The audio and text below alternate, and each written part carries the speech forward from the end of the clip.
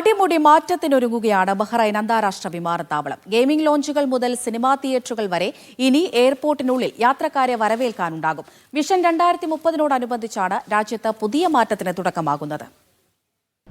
Tourism വികസനത്തിനും business രംഗത്തിനും ഉണർവേകിക്കൊണ്ട് Bahrain അന്താരാഷ്ട്ര വിമാനത്താവളം വിനോദ ഷോപ്പിംഗ് കേന്ദ്രം കൂടിയായി മാറാനൊരുങ്ങുകയാണ്. ചെറുപ്പക്കാർക്കായി ഗെയിമിംഗ് ലോഞ്ചുകൾ മുതൽ പ്രീമിയം സിനിമാ തിയേറ്ററുകൾ വരെ ഇനി എയർപോർട്ടിലുണ്ടാകും. വിമാനങ്ങൾക്കായി കാത്തിരിക്കുമ്പോൾ വിശ്രമിക്കാനും വിനോദോപാധികൾക്കുമായി വിവിധ മാർഗങ്ങൾ വേണമെന്നാണ് ബഹ്റൈൻ എയർപോർട്ട് അതോറിറ്റിയുടെ നിലപാട്. മസാജ് സെന്ററുകളും ജിമ്മുകളും ഉൾപ്പെടെയുള്ള സൗകര്യങ്ങളും പരിഗണനയിലുണ്ട്.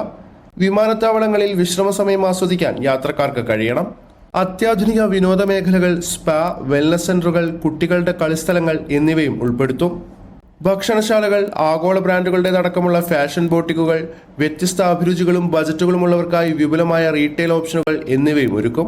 ബഹ്റൈനിലെ സമ്പന്നമായ സാംസ്കാരിക പൈതൃകം ഉയർത്തിക്കാട്ടുന്ന പ്രാദേശിക സംരംഭങ്ങളെയും ഉൽപ്പന്നങ്ങളെയും പ്രോത്സാഹിപ്പിക്കും.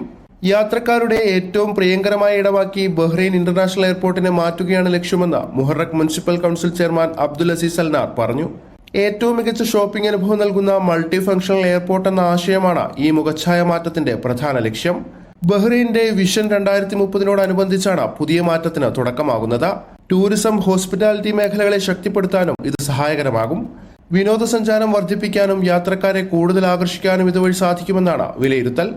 Shefi Shajahan, media 1, Bahrain.